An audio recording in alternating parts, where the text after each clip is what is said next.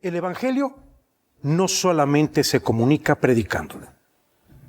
A lo largo de su historia, la Iglesia se ha empeñado como madre y maestra en proveer al pueblo de Dios de herramientas pastorales adecuadas para la atención concreta de sus necesidades.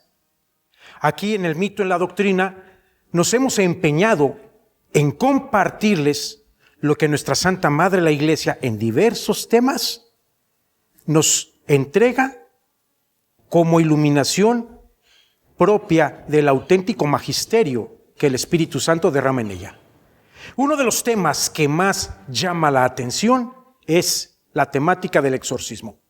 Pues bien, en esta serie de siguientes programas haremos un especial sobre las normatividades propias en la pastoral de los exorcismos. Aquí, entre el mito y la doctrina.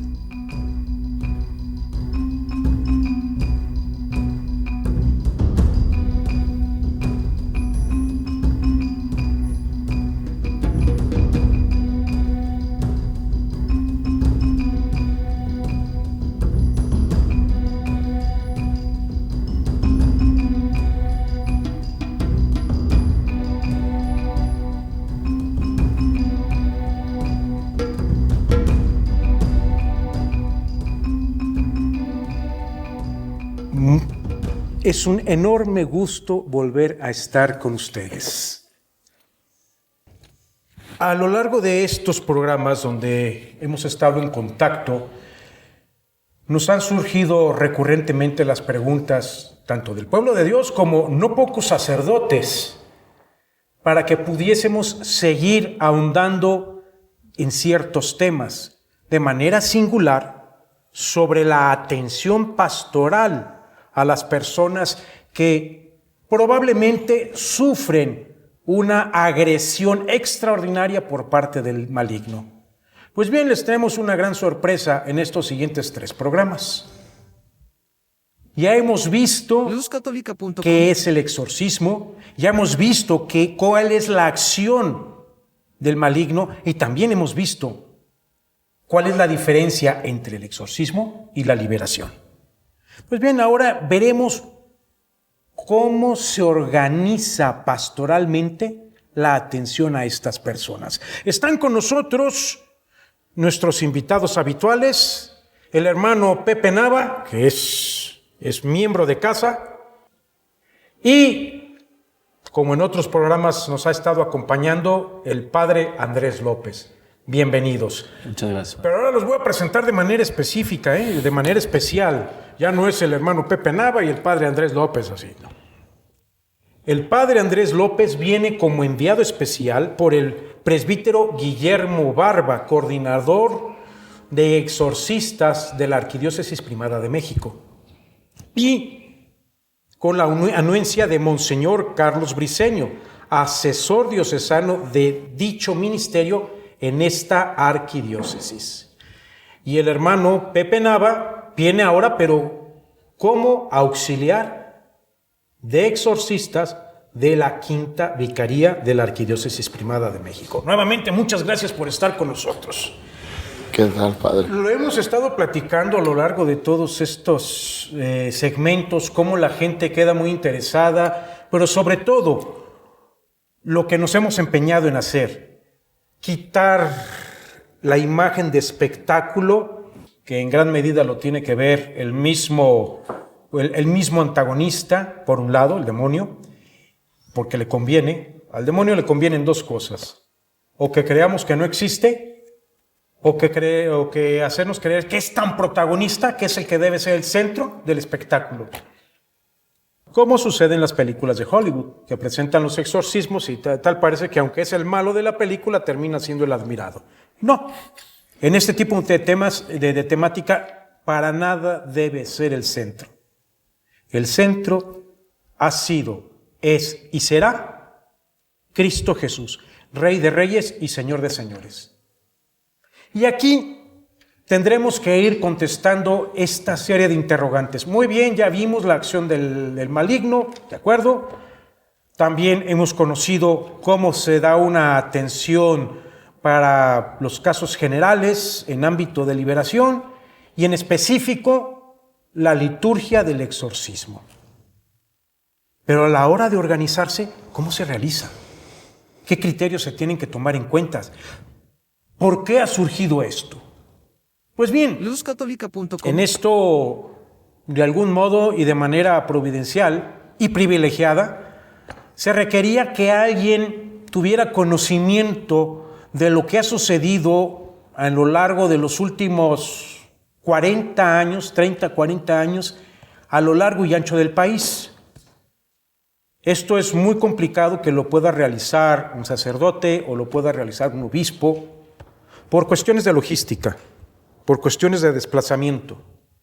Y resulta que ha habido un predicador laico que ahora sí, bueno, estamos en tiempos electorales, iba a poner el ejemplo de por ahí, algunos que se jactan de haber recorrido a largo y ancho todo el país, pero este hermano lo ha hecho para llevar el evangelio y prácticamente conoce, pues no sé si conozcas todos los municipios del país, pero de que conoces todas las regiones, todos los estados del país, creo que sí.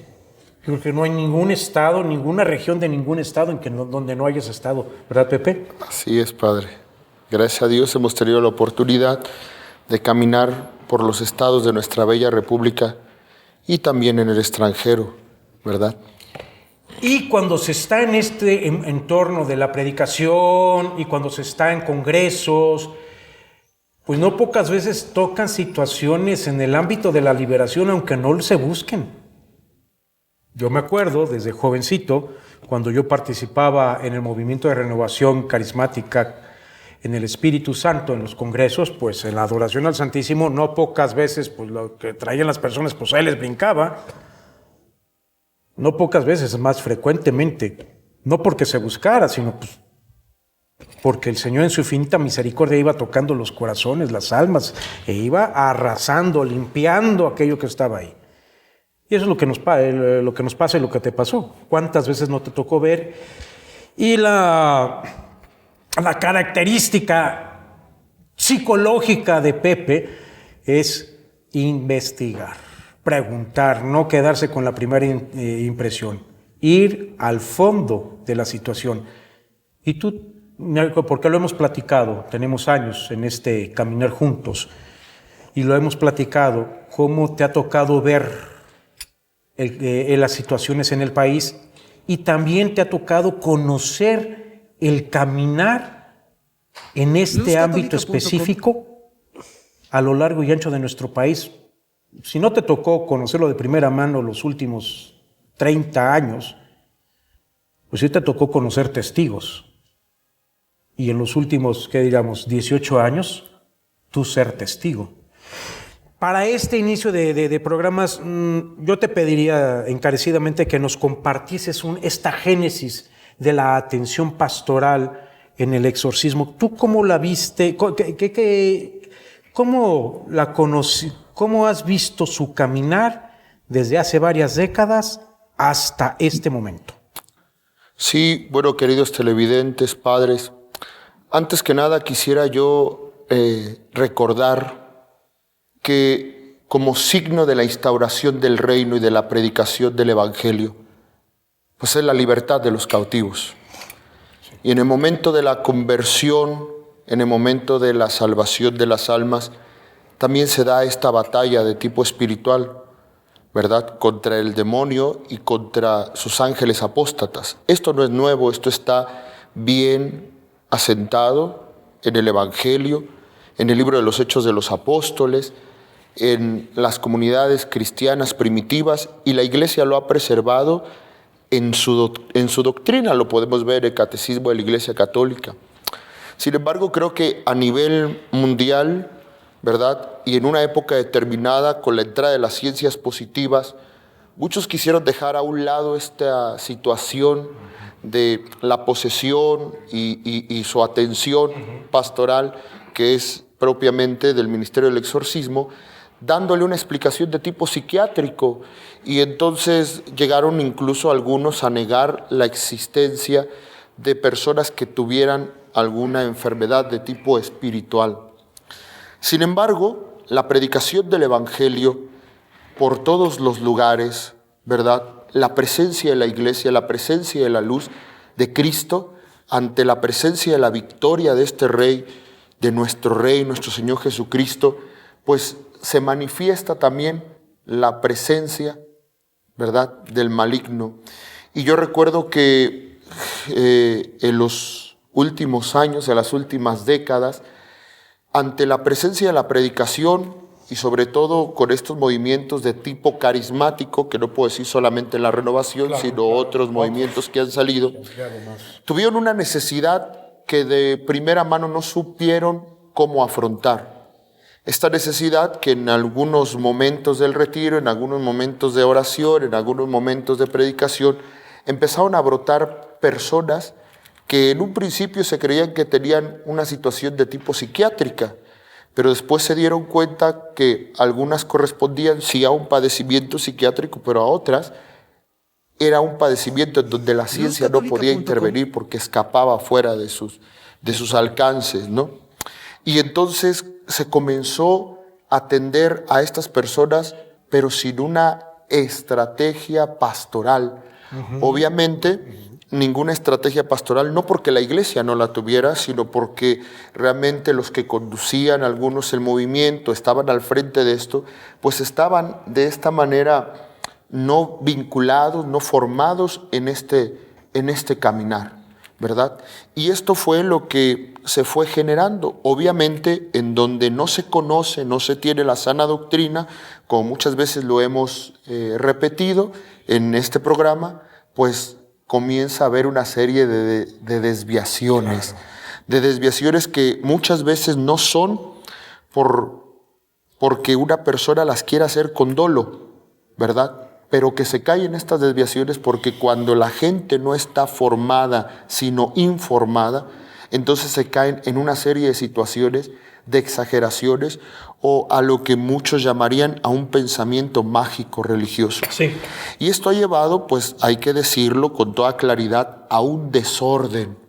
Incluso, por un lado, a pensar en algo que le hemos acuñado en términos de demonopatía, pensar que todo lo que sucede, ¿verdad?, malo de una persona o lo que está aconteciendo, se lo atribuimos al demonio. Otras exageraciones como decir que no es cierto, que solamente es una situación psiquiátrica y que es un proceso de histeria colectiva. Y también se ha caído en una situación incluso hasta de simonía y de situaciones que han tensado esta atención de manera particular a personas que hoy y que desde siempre en el caminar, ¿verdad?, han tenido esta afección extraordinaria del maligno. De tal manera que no es desconocido por todos nuestros queridos televidentes, por los que nos están escuchando, que esta pastoral de atención a estas personas con una situación específica, pues no ha sido de todo bien estructurada, bien zanjeada, repito, no porque la iglesia no cuente con los criterios, sino por el desconocimiento ante tal fenómeno, ante tal situación que se ha presentado y que se ha actuado muchas veces de manera arbitraria, y no solamente por laicos, sino incluso por sacerdotes. ¿Cómo era esa atención, digamos, hace 20, 25 años? Pues para empezar una atención masiva.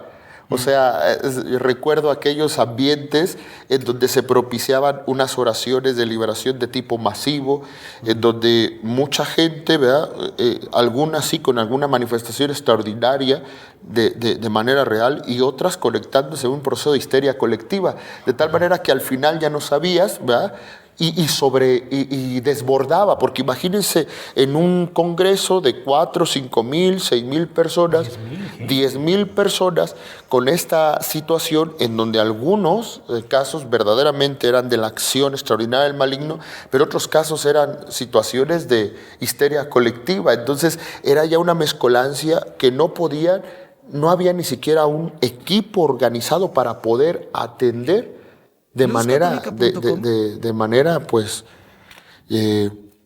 ¿cómo se dice? Sistemática. Sistemática a tantas personas. Claro, yo me acuerdo, por ejemplo, aquí en la Arquidiócesis de Guadalajara, en los congresos de renovación, se tenía, en dichos eventos, se tenía el Ministerio de Orden y el Ministerio de Atención de Enfermos. Y se organizaban precisamente en ese ámbito, pero cuando surgían casos que efectivamente eran de donde se había manifestación evidente de insidia del enemigo sobre las personas, ¿qué hacer? Lo que hacían era carga con la persona y lleva ahí donde estaban en intercesión ante el Santísimo y pone ahí 2, 3, 4, 5 personas y hacer oración, orar. Ahora sabemos que lo que estaba pasando es que iban saliendo del trance. Pero aunado a esto, a que desgraciadamente a nosotros los católicos muchas veces no nos gusta formarnos en la doctrina de la Iglesia, hemos tomado modismos de tipo protestante y entonces cualquier persona ya estaba en ese momento haciendo una oración imperativa. Sí, claro. Ante una persona, tuviera o no tuviera el demonio, eso no importara. Esa persona está gritando y hay que expulsar al diablo y hay que hacerlo, y luego a esto se unió el abuso de los sacramentales. Ya tenías la persona que sacaba su aceite, que sacaba su sal, que sacaba su agua, que hacía una oración, que le aprendió a no sé qué pastor, o que lo vio hasta en oraciones, hasta en guiones de película, mencionaba usted, padre de Hollywood, y total, veías ya una praxis desordenada de esto. En este sentido, yo me acuerdo que hasta en el seminario se ponía, no pocas veces se comentaba, como si tuvieran algo de razón, la película El Exorcista. Que bueno, eso lo mencionaremos en el siguiente segmento, porque veremos ahora con el Padre Andrés pues las dificultades propias en la formación para el sacerdote en orden a la adecuada atención de las personas que requieren este ministerio tan dedicado y tan delicado. Lo vamos a ver aquí, entre el mito y la doctrina.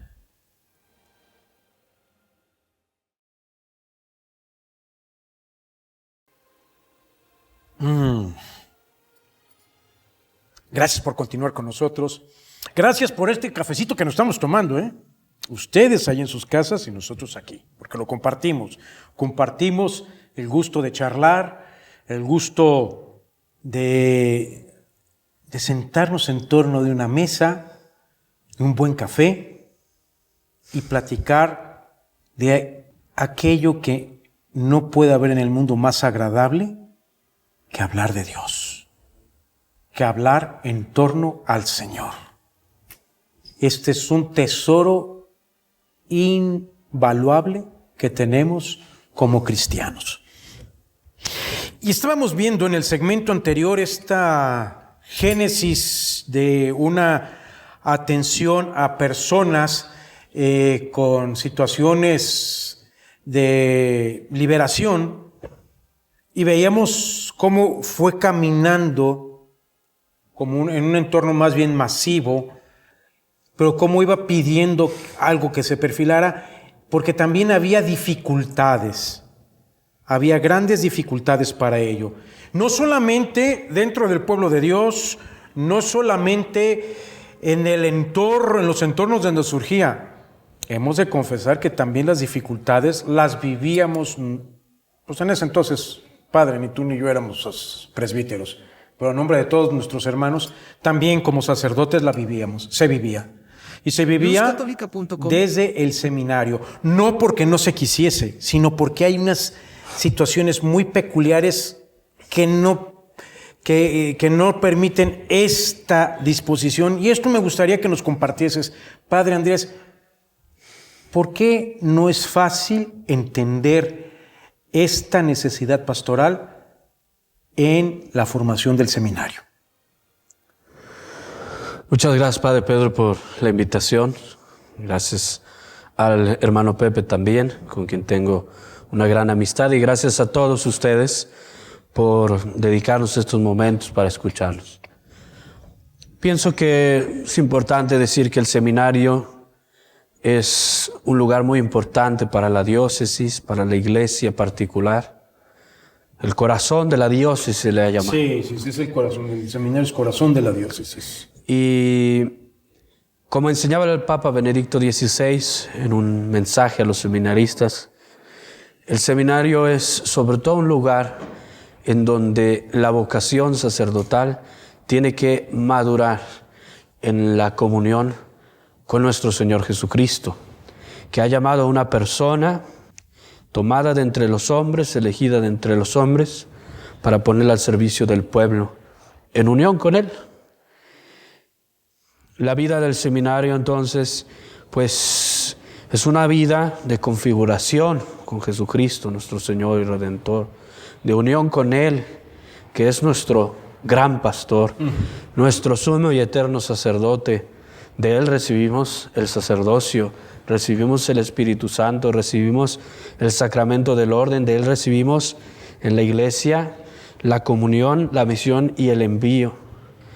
Y la vocación es un don y un misterio, como nos enseñaba también el gran Papa Juan Pablo II, sí, claro, que se recibe en la profundidad del alma, como decía San Francisco de Sales, en la parte superior del alma, como una inclinación y un movimiento profundo para hacer una voluntad que uno descubre como divina.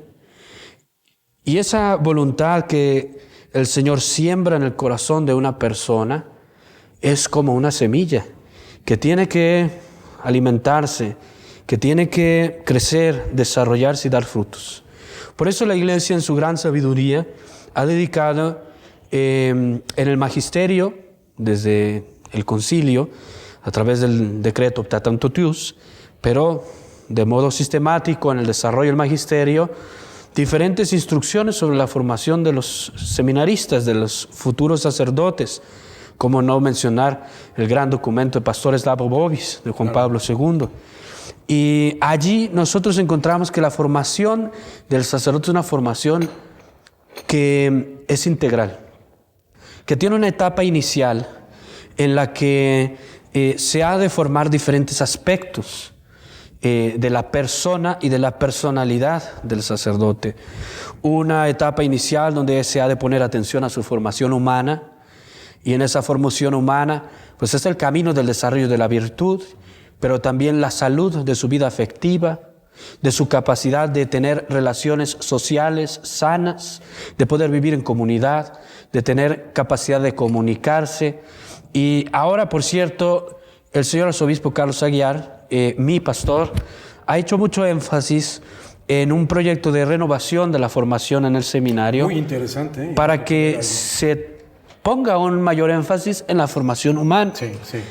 Considerando, nos ha dicho en la misa crismal, muy acertadamente, que los seminaristas y las vocaciones sacerdotales en nuestros tiempos son tomadas por Dios de un contexto social muy distinto a como eran tomadas anteriormente, en donde vienen de familias muchas veces fragmentadas, quebrantadas, heridas, separadas, donde muchas veces las familias no han sido ya, como tradicionalmente lo era, el camino y el instrumento que Dios disponía para transmitir la fe, sino que a veces, al contrario, han sido obstáculos para la fe.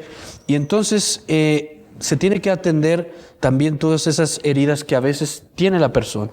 No es solamente la formación humana, pero es una parte. Junto con la formación humana viene una formación espiritual que es importantísima, Padre, porque el sacerdote está llamado a servir a Dios en el pueblo de su iglesia diocesana, en el pueblo de Dios.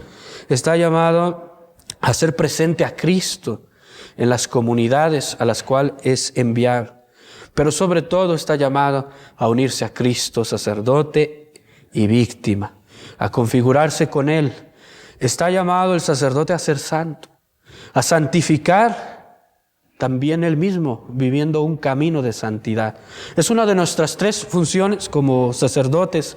Tenemos que enseñar, tenemos que santificar y tenemos que dirigir, gobernar y conducir, como nos enseña también el decreto del Vaticano II, Presbyterium Ordinis. Y en ese camino de identificación con el Señor, pues hay un proceso de purificación, de crecimiento, de oración, de acercamiento con el Señor, en el que todos los sacerdotes tenemos que buscar con un anhelo firme y fuerte una unión profunda con Cristo. También está pues la Iglesia normando que necesitamos una formación pastoral. Claro. Y la formación pastoral es decir, que la Iglesia nos enseñe a ser pastores. Y esto se hace de muchas maneras, pero lo sabemos muy bien, Padre. Aprendemos a ser pastores trabajando por el pueblo de Dios. Así es. En el servicio. Caminante no hay camino, se hace camino al andar. Así es, por eso también el señor arzobispo Carlos Aguiar nos ha dicho recientemente, los estudiantes de teología se van a ir a las parroquias y van a vivir en las parroquias para que no solamente tengan una formación en unas aulas, sino que vivan dentro de la comunidad, experimentando las tristezas, las angustias, las alegrías y las esperanzas, como nos decía el Vaticano II, de nuestro pueblo de Dios, que sufre, que se alegra y que camina peregrino hacia el encuentro con el Padre en Cristo Jesús. Y también está la formación intelectual, que no es una formación accesoria o de poca importancia. El sacerdote tiene que formar su intelecto y tiene que ser formado. Es una facultad que Dios nos ha dado, la inteligencia, y nos la ha dado para conocer y servir a Dios y poderlo amar profundamente. Y nuestra fe ilumina el entendimiento, pero toda la formación del sacerdote está dirigida hacia una profundización de la fe, en donde el sacerdote pueda llegar a ser maestro en la fe, con una comprensión profunda de la fe que hemos recibido como don de Dios, como revelación divina, y que tenemos que transmitirla con una delicadeza absoluta, porque es un tesoro, como San Pablo decía a Timoteo, un depósito que así como lo hemos recibido, debemos de entregarlo a todos. Y en ese camino de formación intelectual, pues sabemos bien, mis queridos hermanos, que tenemos que atravesar diferentes etapas. Primero, la formación filosófica, donde tenemos que aprender a usar nuestro entendimiento, nuestra razón, a preguntarnos, a argumentar, a escuchar las voces de los grandes maestros que en la sabiduría del mundo han trazado diferentes caminos de pensamiento, de reflexión y de ciencia. Pero, sobre todo, formando bien nuestro entendimiento, tenemos que aprender a contemplar el misterio divino a través de la ciencia teológica, la sagrada teología, y de recibir entonces el patrimonio de la revelación y poderlo compartir a otros. Y ahí es donde, Padre Prior, yo creo que entra esta dificultad o controversia que tú nos has mencionado con mucha claridad. A veces dentro de la enseñanza de la sagrada teología hay diferentes tendencias. Hay diferentes escuelas, diferentes opiniones. Y en principio, como nos ha dicho recientemente el Papa Francisco, no tendría que haber dificultad si hay unidad en lo esencial. Pero lamentablemente también hemos sabido y experimentado que muchas veces dentro, por ejemplo, de las facultades eclesiásticas, pues se enseñan diferentes opiniones y perspectivas que son contrarias a la doctrina de la Iglesia sobre diferentes materias o ámbitos. No aspectos. solamente esto, sino ya nos encontramos otras cosas. Uno de ellos, muy sencillo, es sobre la existencia del demonio. Entonces, tenemos una tendencia racionalista dentro de la Iglesia Católica que ve los datos bíblicos, por ejemplo, de la existencia del demonio como un recurso literario. El demonio realmente no existe, es un dato literario que aparece en la Sagrada Escritura, pero realmente no le podemos atribuir una existencia personal. Esta manera de pensar no es la manera en que la Iglesia ha enseñado a sus hijos a través de los tiempos cómo debe de interpretarse la Sagrada Escritura, sino que la Iglesia reconoce que en la Sagrada Escritura hay una evidencia múltiple de la existencia de Satanás y de los ángeles apóstatas caídos, y que su existencia es un dato que la misma fe puede confesar con toda certeza. Claro. Pero no solo su existencia, sino también su acción. Entonces, esta dificultad, pues sobre todo a partir del Concilio Vaticano II, en donde hay un énfasis en involucrar dentro de las ciencias teológicas todo lo que en su riqueza la razón sea capaz de desarrollar, por ejemplo, desde el punto de vista de las ciencias positivas, de la historia, de la historiografía, etcétera, o de la misma psicología, de la psiquiatría, etcétera, ha generado un nuevo pensamiento, diferentes hipótesis, opiniones, algunas de ellas contradictorias en relación a una pastoral de exorcismos. Yo creo que lo que nos puede orientar y guiar, como siempre, va a ser recordar que la Iglesia tiene una enseñanza muy clara sobre este tema y sobre muchos otros, y que en algunas materias es lícito opinar y en otras no, ¿verdad? Sí. Si alguno, por ejemplo, quisiera opinar respecto a la presencia real, viva y verdadera, sustancial de Jesucristo con su cuerpo, su sangre, su alma y divinidad en el sacramento eucarístico, no estaría en la comunión de la Iglesia. Claro. ¿Verdad? Y así hay algunas verdades de fe que van a iluminar a la Iglesia en su camino respecto a una pastoral que tiene que tomar en cuenta la acción ordinaria y la acción extraordinaria del demonio sobre la base de su existencia como un dato revelado, que ciertamente no es lo más importante, porque lo más importante es Cristo nuestro Señor, su señorío y su amor infinito hacia nosotros. Pero Él nos ha liberado del maligno.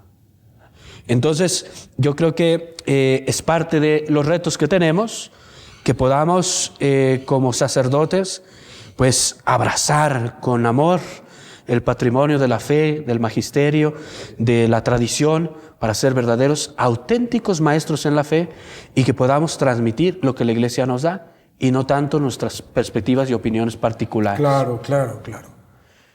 Ustedes pueden ver, queridos televidentes, que no es fácil, no es porque el sacerdote no quiera atender, no es porque el sacerdote rechace. No, esto es más sencillo y Pepe, nos vas a poder dar la razón. No es lo mismo un médico, porque el hermano Pepe Nava es médico cirujano de profesión y se quedó con el antojo de ser neurocirujano. Porque el Señor le llamó a otras operaciones quirúrgicas a través de la palabra. Bien, pero no, decía, no es lo mismo que un médico general atiende a las personas a que cuando le llega al médico general un caso especial, ya sea un cáncer o un problema cerebral o una situación ginecológica. Necesitas algo específico, necesitas un especialista.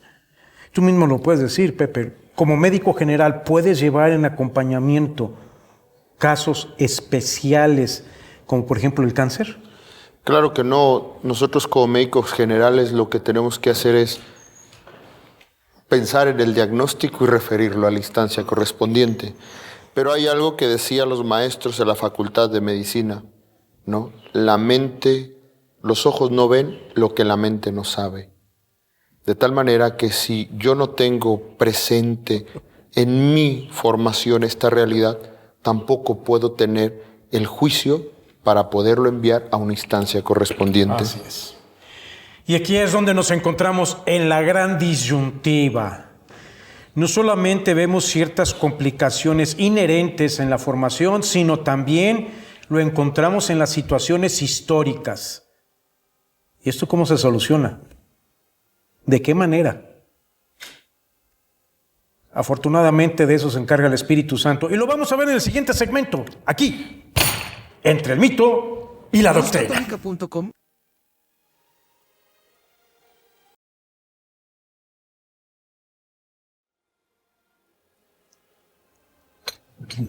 Gracias por continuar con nosotros. Por cierto, ya tenemos varios programas donde no lo hemos hecho el énfasis y sin embargo ustedes ahí están fieles, presentes en nuestras redes. Búsquenos ahí en nuestro correo electrónico mitoydoctrina@mariavision.com y también en nuestra página de Facebook, Entre el Mito y la Doctrina. Sobre todo, ¿saben por qué? Porque van a encontrar material gráfico extra, van a encontrar ustedes también textos que ha elaborado nuestro equipo de investigación donde ustedes pueden ahondar en los diferentes temas que se tocan en estas mesas, en estos tópicos. Y también, sobre todo para... no hemos saludado al hermano Arturo, que se disculpó porque no va a poder estar con nosotros acompañándonos en estos programas. Bueno, pues, obligaciones de casado. Hermano, allá, mandamos nuestros saludos, te mandamos la bendición del Padre y mía y nos encomendamos en tus oraciones, hermano Arturo. Pues bien, van ustedes a poder encontrar también las fechas donde va a predicar el hermano Pepe Nava, el hermano Arturo. Padre, no sé si quiere subir con algunos retiros o algo que des, pues ahí también en nuestra página del mito, entre el mito y la doctrina, ahí lo pueden encontrar. Gracias. Pues bien, estábamos viendo en todo este camino, este recorrido de atención específica para las personas, donde hay una probable ataque de tipo extraordinario por parte del demonio en ellas. También hemos visto que la iglesia va respondiendo, pero la respuesta no esperemos que las respuestas sean inmediatas. Si algo tiene la iglesia, afortunadamente, es que no responde inmediatamente. Hay un entretiempo de análisis, de oración, de meditación, de discernimiento, para entonces dar una respuesta adecuada. Y para ello quisiera que nos compartiesen, padre, hermano o Pepe, sí, el ejemplo de la Arquidiócesis Primada de México, porque ellos han trabajado ahí y conocen las situaciones desde hace años. ¿Cuáles son las dificultades que una diócesis enfrenta? ¿Cuáles son los retos que han tenido que enfrentar en la Arquidiócesis de México? Que es muy representativo de lo que generalmente sucede en todo el país. No crean que es exclusivo de allá. Más o menos en todas las diócesis les ha ocurrido algo semejante, ¿o me equivoco? No. Exactamente, no. Es así. Yo lo hablaré desde la parte laical, ¿verdad? Y ya el padre Andrés, él lo tocará desde otra perspectiva, pero creo que nuestra realidad de la arquidiócesis no es lejana a las demás diócesis. Desde la perspectiva laical, ¿verdad? Ante esta situación, pues tenemos excesos, abusos de ciertos movimientos, ¿verdad? De ciertos laicos que, volvemos a lo mismo, por falta de esta formación, han tenido, ¿verdad? A veces no de manera dolosa, otras, tantas hay que reconocerlo, incluso ya llamándoles a la formación y a tener las directrices que la iglesia local les propone, no han querido hacer caso. Pero tenemos por otro lado también un gran desconocimiento del tema, ¿verdad? Muchos de nuestros hermanos laicos de diversos movimientos no están bien formados en este tema, mucho desconocimiento y la poca formación a la cual ellos tienen acceso, pues a veces es una formación viciada, mediática, ¿verdad? Y ahora donde se encuentra en el internet de todo y donde no hay un criterio de discernimiento claro, ¿verdad? Entonces vemos hermanos que toman de cierto predicador, de cierto sacerdote, de cierto incluso persona que se nombra exorcista, a veces sin serlo, ¿verdad? Sí, otras veces que lo ha sido, pero ya no lo ejerce. Otras veces de algún sacerdote que practica una oración de liberación y no tiene un nombramiento de exorcista, pero que da ciertas instrucciones. Y entonces tenemos un montón, un bagaje, ¿verdad? Un cultivo ahí de tantas cosas que verdaderamente se han metido en una, yo diría incluso, perdón por el término que voy a utilizar, en una enfermedad desde la fe, ¿verdad?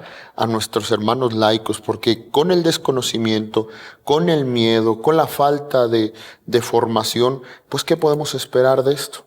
¿Verdad? ¿Qué podemos esperar? Claro, tenemos también en el caso de la arquidiócesis laicos muy bien preparados, que gracias a Dios, con todos los medios que puso desde el cardenal Norberto Rivera Carrera y ahora nuestro pastor, cardenal Aguiar, que continúa esta línea de formación pastoral enfática en el laicado, ¿verdad? Cada vez tenemos más laicos que están cualificados, preparados, que apoyan en esta situación, ¿verdad? Pero en realidad creo que esta realidad no es ajena a las diversas diócesis del país, podría decirle padre, de Latinoamérica. Sí, es cierto, muy cierto, sí lo hemos visto, es cierto. Y desde la perspectiva del clero, ¿cuáles han sido las complicaciones y los retos? Sí, padre, mis queridos amigos, la iglesia es nuestra madre y es nuestra maestra. Yo pienso que es importante afirmar que siempre ha existido una pastoral de exorcismos en la iglesia. Eso es un dato que se puede demostrar históricamente con mucha sencillez. Y cuando uno se deja iluminar por la fe y la enseñanza de la iglesia, surge una pastoral sana, ortodoxa, una pastoral bien dirigida para poder auxiliar a nuestro pueblo de Dios de modo adecuado. Cuando ya no es la fe de la iglesia la que va a determinar los criterios de nuestra acción en el mundo, entonces sí corren peligro muchas de las misiones y acciones fundamentales de la iglesia. Entonces, en el segmento anterior hablamos, por ejemplo, de quienes no creen en la existencia del demonio, o de quienes no creen en su acción extraordinaria o ordinaria, o de aquellos que pues no creen en la gravedad del pecado. Así es. Ni siquiera del pecado, como algo realmente grave que pone al alma en una situación de indigencia terrible y de peligro de condenación. Sí.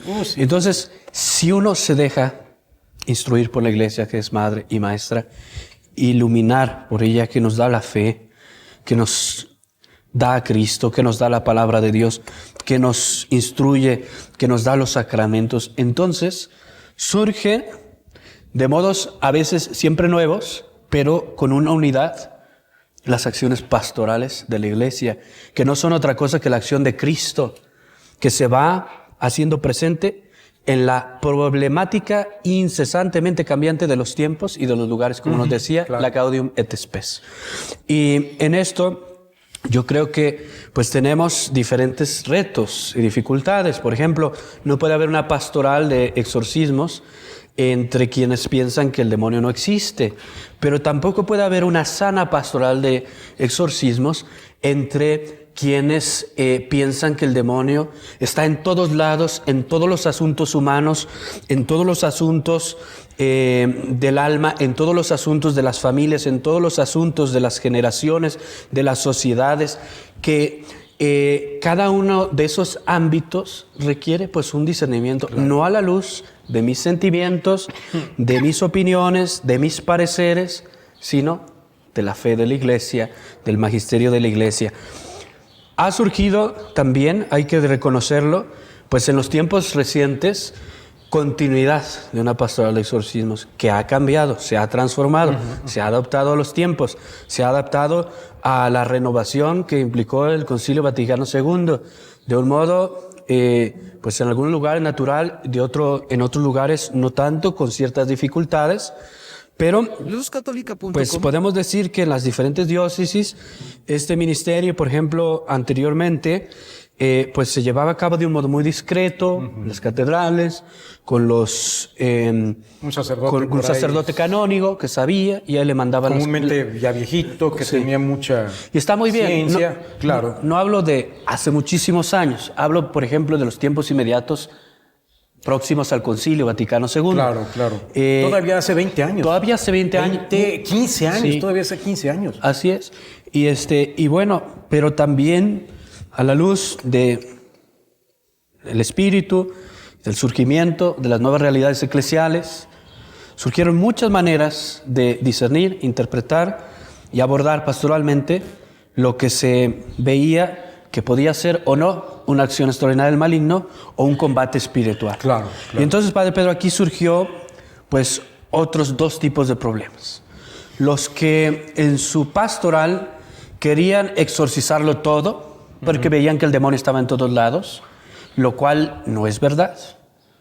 Y los que querían hacerlo bien, pero que no encontraban con mucha claridad cómo integrar en su vida, su espiritualidad, su camino pastoral, sacerdotal, una acción bien fundamentada en la fe de la Iglesia, en el magisterio, en la sana doctrina, en la ortodoxia, con diversos elementos que podían ir aprendiendo, algunos de algún grupo laical, algunos otros de algún movimiento, algunos otros, Pepe lo dijo, con mucha certeza, de las praxis protestantes.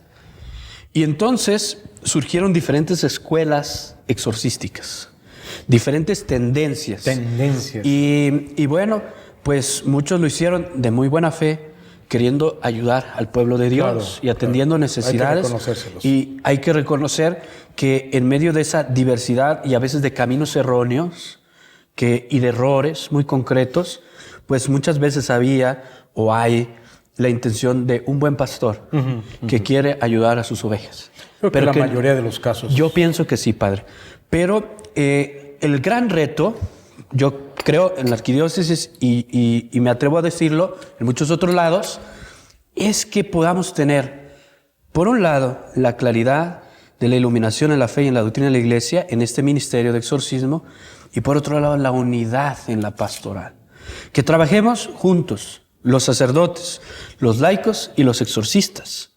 Que trabajemos juntos los exorcistas, que llevemos un mismo tipo de praxis, de proceso, de pastoral, que no lo haga cada uno a su modo, sino que lo hagamos todos al modo católico, al modo que la Iglesia, nuestra Madre, nos vaya indicando para que podamos atender de la mejor manera posible, de la manera más clara posible, conforme a nuestra fe, sin generar mentalidades distorsionadas en nuestro pueblo, las necesidades peculiares y a veces gravísimas de nuestro pueblo, de nuestras familias y de nuestras ovejas, Padre.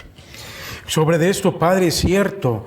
Y van a decir, querido público televidente, también no pocos sacerdotes que nos ven, van a decir, pero ahí están las indicaciones, lo podemos encontrar en el Código de Derecho Canónico, en el Canon 1172, y en todas las prenotandas del ritual romano de exorcismos. O sea, ahí están las indicaciones. Son indicaciones de ámbito general y que puntualizan ciertas situaciones, mas no está presentado el modo pastoral propio para cada diócesis que debe de responder a ciertas singularidades. Y ¿por qué no están? Pues porque no le corresponde. Porque no le corresponde al Código de Derecho Canónico, porque no le corresponde al ritual romano presentar eso. Le corresponde a cada diócesis dar una respuesta desde este magisterio universal. Ahora, también una cosa que quiero añadir a lo que el padre está diciendo. Cuando nosotros leemos toda la literatura exorcística, basta eso para darnos cuenta de las diversas escuelas, padre, que usted nos mencionaba, y que finalmente se han convertido después, perdón por decirlo de esta manera, como libros dogmáticos de una praxis exorcística. Entonces, el nuevo exorcista que es nombrado se agarra a algunos libros y dependiendo la corriente y luego de la mezcla de esa corriente, ¿qué es lo que sale? Por eso es importante, como hemos dicho en otros aspectos, hay que meterle tubería a esto.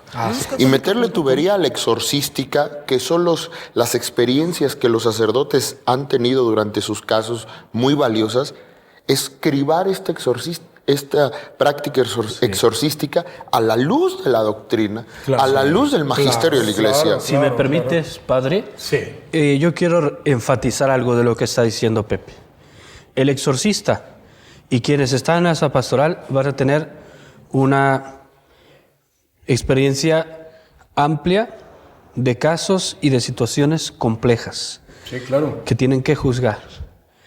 Pero hay que tener claro que no son esas experiencias los criterios que van a generar en la persona, sacerdote, exorcista o laico, un modo de pensar y de entender los fenómenos que están viviendo, sino que al revés, es la fe de la Iglesia, el magisterio de la Iglesia y la tradición de la Iglesia, la luz que nos va a ayudar a entender esos fenómenos.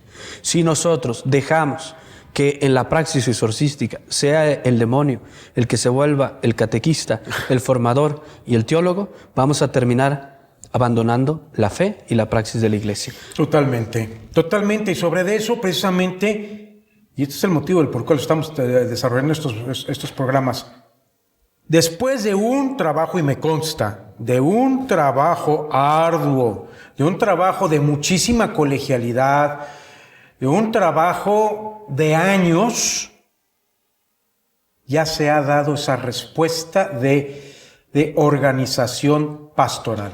Y se ha dado ahí en la Arquidiócesis Primada de México, sacando un documento. Padre, ¿nos quieres compartir, por favor, de qué estamos hablando? Con mucho gusto. Padre Pedro, pues es una gran alegría poder estar aquí, sobre todo para hablar de ese documento que se llama Directorio y Normas para la Pastoral de Exorcismos y de Oraciones de Liberación y Sanación en la Arquidiócesis de México. Y a ver si a cámara lo queremos presentar. Pues si no da mucho el charolazo, me dicen. Es este, pequeñito, buenísimo. Buenísimo. Y eso es lo que vamos a estar mirando ahora en los siguientes 2 programas. El ser y quehacer de este directorio, de estas normas. Promulgado por el señor cardenal Norberto Rivera Carrera, entonces arzobispo primado de México, el 22 de noviembre del año 2017. Es fruto de varios años de trabajo, de una comisión donde están integrados las aportaciones de diferentes exorcistas de la Arquidiócesis de México, exorcistas de diferentes diócesis del país, teólogos, peritos en la dogmática, en la pastoral, en la liturgia y algunos otros peritos también en las áreas de las ciencias médicas. ¿Pero qué contiene este directorio? ¿De qué se trata? ¿A qué responde? ¿Quieren saberlo? ¿Quieren saberlo? No se pierdan los 2 siguientes programas. Va a estar buenísimo. Vamos a desentrañar esta gran obsequio que el Señor nos entregó de manos de nuestra Madre, la Virgen de Guadalupe. No solamente, me atrevo a afirmarlo, no solamente para la Arquidiócesis Primada de México, para toda nuestra patria. Y lo vamos a ver aquí, entre el mito y la doctrina.